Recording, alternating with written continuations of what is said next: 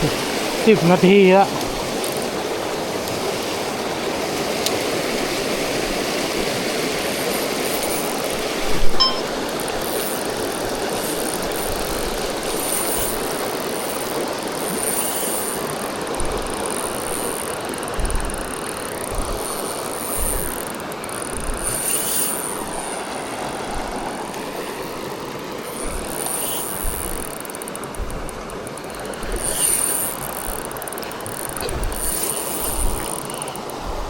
เต็มปากเต็มคำครับ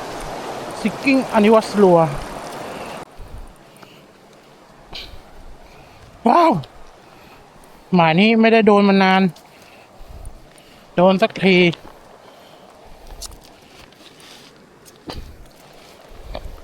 เหยื่ออันนี้วัสลัว